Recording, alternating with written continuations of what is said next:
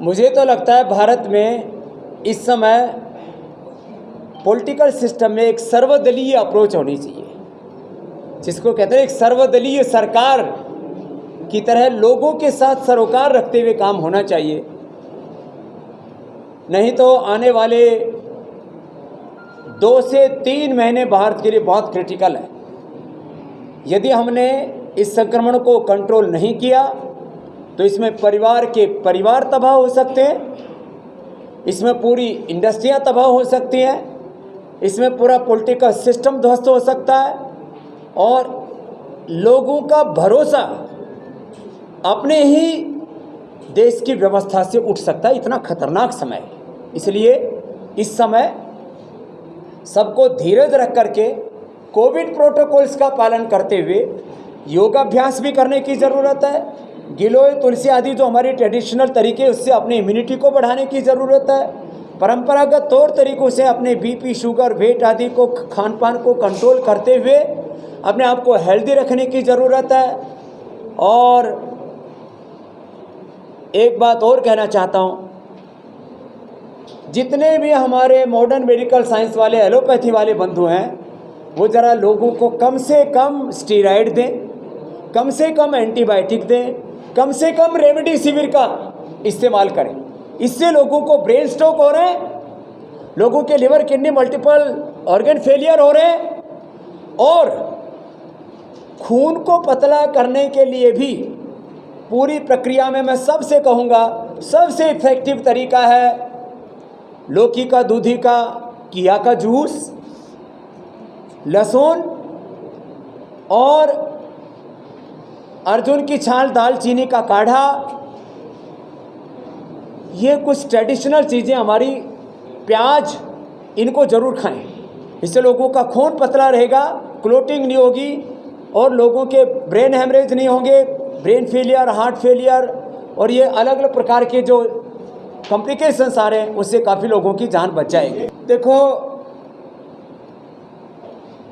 मुझसे यदि व्यक्तिगत तौर पर अपनी राय मैं दूं तो मैं मानता हूं कि राष्ट्रीय टीकाकरण के तहत सब देशवासियों को टीके का एक दाम मिलना चाहिए जो समर्थ हैं, और जो मिडिल क्लास और लोअर मिडिल क्लास लोग हैं उनके ऊपर तो वैसे ही महंगाई, बेरोज़गारी, गरीबी की बहुत बड़ी मार पड़ी हुई है। लाखों करोड़ों लोगों को बेरोज़गारी का सामना करना पड़ रहा है। ऐसे में जितने गरीब लोग हैं उनके लिए मुफ्त टीकाकरण ज़रूर होना चाहिए और जो समर्थ लोग हैं उनके लिए टीका का एक जैसा दाम होना चाहिए।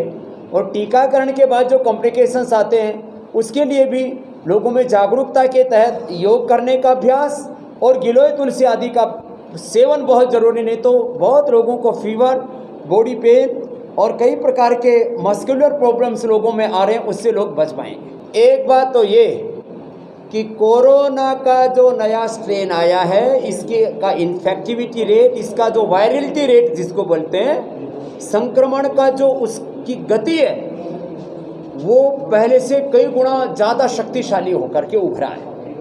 अब ये कोरोना वायरस ना तो किसी पार्टी ने बनाया, ना किसी व्यक्ति ने बनाया। अब आप प्रश्न पूछ के थोड़ा उत्तर दे लेने दो।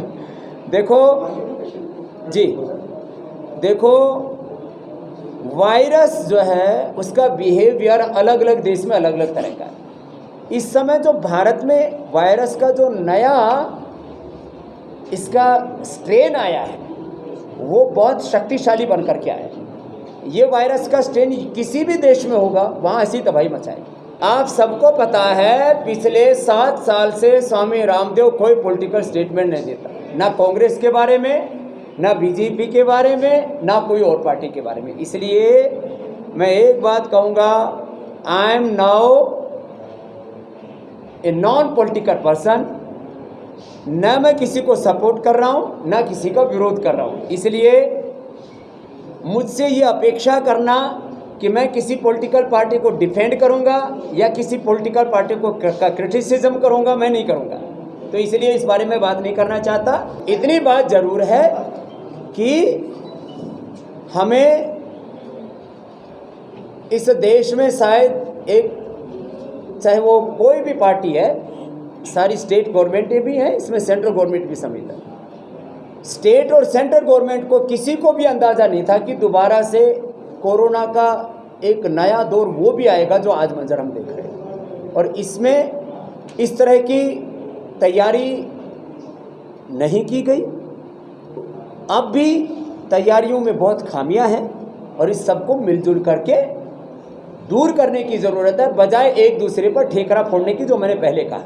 मैंने कहा भी सर्वदलीय सोच तो रख लो, पहले सर्वदलीय सोच तो रख सकते हैं। सर्वदलीय सरकार एक बहुत बड़ा पॉलिटिकल रेवोल्यूशन है, उसमें तो वक्त लगेगा। एक सर्वदलीय सोच तो देश में बननी चाहिए कि भाई देश में कोई बड़ी त्रासदी आ जाए, उससे कैसे निपटा जाए। बाबूजी, वैक्सीनेशन की बहुत ज़्यादा कमी आ रही है, एक डोज लग चुकी है। चलो भाई, अब इतना बता दिया। जब सारे देश को लग जाएगा तो अंतिम नाम मैंने लिखवा रखा है।